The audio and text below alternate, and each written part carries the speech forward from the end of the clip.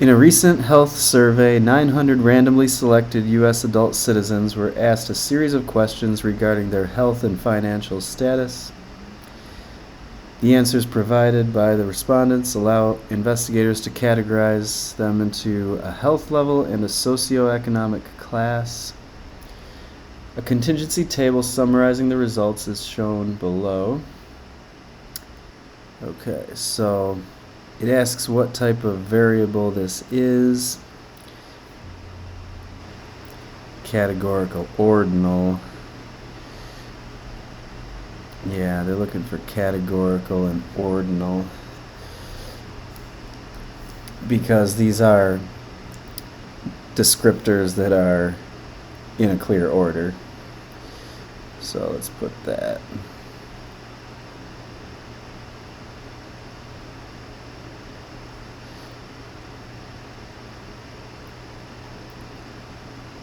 All right.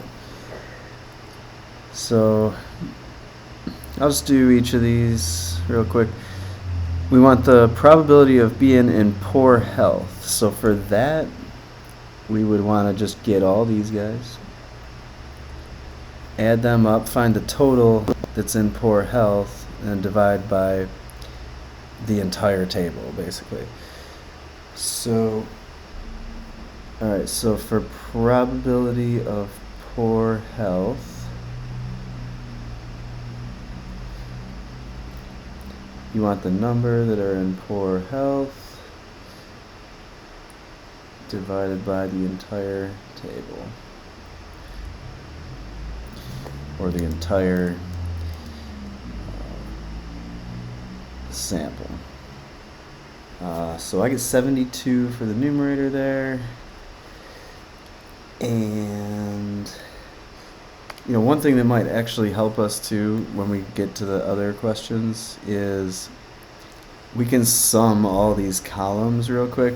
Some of the tables come with the sums already, but this one didn't. So I'm just going to find those. 360, then we'll want the sums of the horizontal rows. 32. And then if we just sum each of these, we'll get the total sample size, which is useful. For me, it's 900. And you should get the same answer adding this way as you do this way. Yeah, perfect, 900. So that's going to be my denominator then for this one.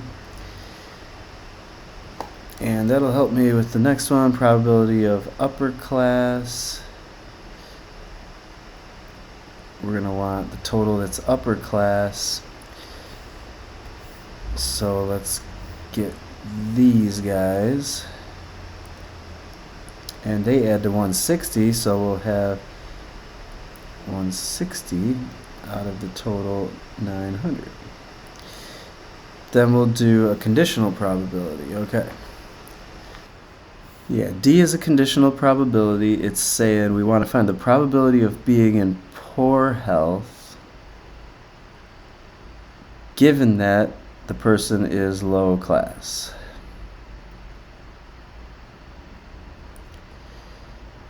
Alright, so when you have a conditional probability, this second part represents a restriction on your sample size, basically. Well, it's a restriction on your denominator. And so we can only look at those that are low class as part of our sample space at this point.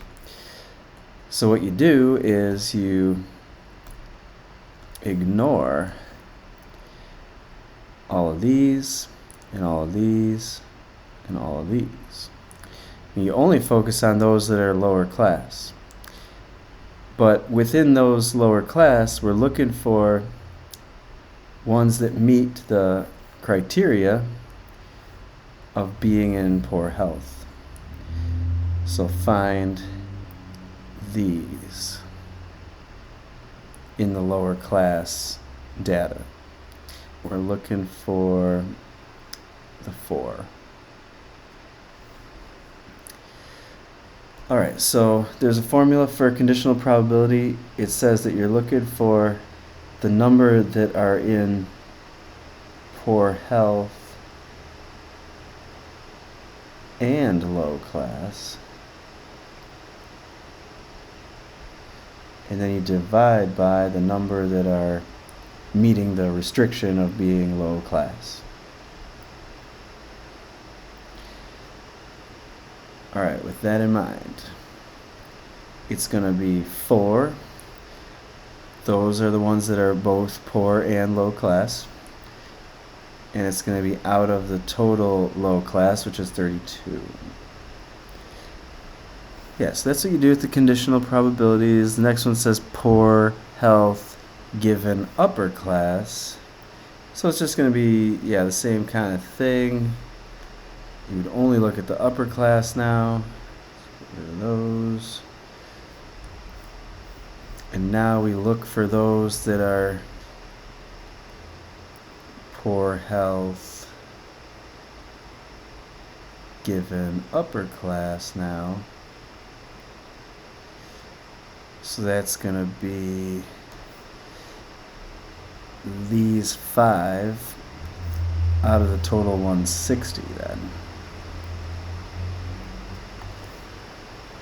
Now for F, it's different. It's not a conditional probability anymore. It's an and.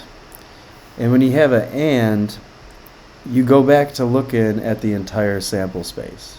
There's no restriction, so we're not going to cross off any data at that point.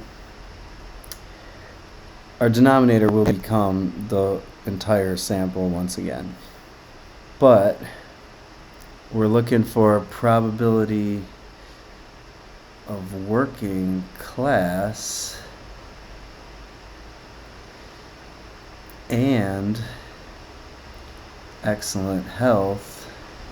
So we want the intersection of these two categories. Here's the working class, here's excellent health, and we specifically want these, the 104. They're the ones that are both working class and excellent health. So that's what we want as our numerator, but we just put it out of the total sample, so out of the entire 900 at that point. Okay, the next one's an OR statement. Probability of good health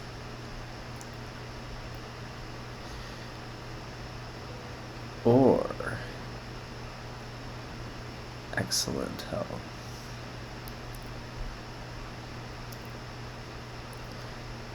All right, now we're looking for not just the intersection of the two categories, but we're looking for any members that are in either category.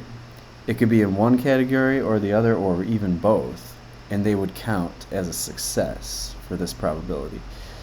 So let's circle those that are in good health here, because they would qualify as being a success for this probability. And we'll also circle those in excellent health because they are also successes.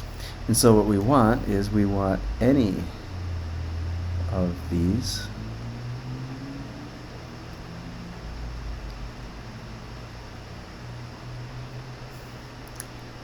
so we'll add them up. It's going to be 306 plus 360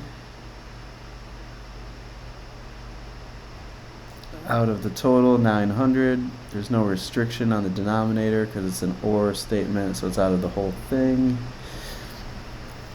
That makes 666 out of 900. H says find probability of fair health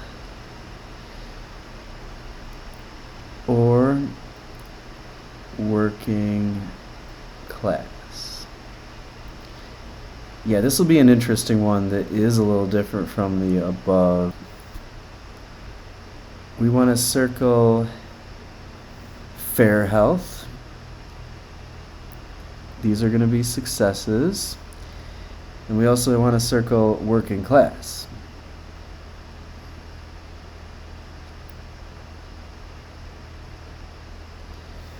Now, one way to get all your successes is just to add all these numbers up, because anybody who's working class will count as a success. Anybody who's in fair health would also count as a success. Let's add them up. So we want to do 39 plus 94 plus 156 plus 104 plus 19 plus 43 plus 6. You don't want to accidentally count the 94 twice. Just count it once. You get 461 for your numerator. And that'll be out of 900. Now the OR formula is going to say, like if we did use the OR formula, it would say add up the number that are in fair health plus the number that are working class. But if you do that, what will happen is you're going to count the 94 twice. And so you can't just do the 162 plus the 393 because it would be too much. So part of the OR formula is to subtract one copy of those that are both fair health and working class.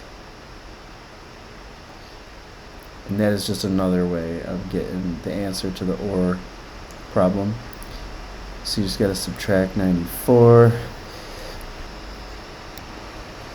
162 plus 393 minus 94 makes 461. Yeah, perfect.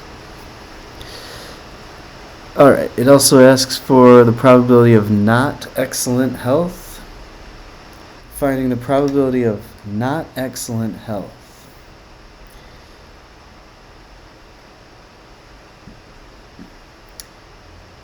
We just want to eliminate these. And we just want the outcomes that are not those. So we want any of these. They would be not excellent. So 72 plus 162 plus 306 is what we want. Put that out of the total. I get 540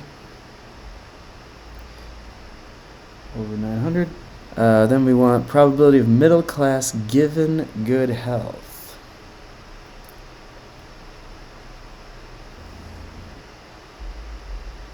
So let's restrict our denominator to just those that are in good health now. That means we would not look at these, and we would not look at these. Only look at those that are in good health, and then from those we want to select those that are middle class. That's conditional probability. It's the middle class divided by the good health, which is 306. Next one wants probability of not middle class given good health. So it's just the opposite. We don't want those 86 anymore. Let's just circle the ones we want. We want low class, working class, and upper class. These are going to be our successes, but it's still going to be out of the good health. So we want 9 plus 156 plus 55 divide by our 306 that are good health. That makes 220 out of 306. And then last question, probability of middle class given not good health. We don't want to choose from these anymore. Our denominator will be the other health categories. And we just want those that are meeting the criteria of middle class. So that would be these 24, 43 here, and the 162.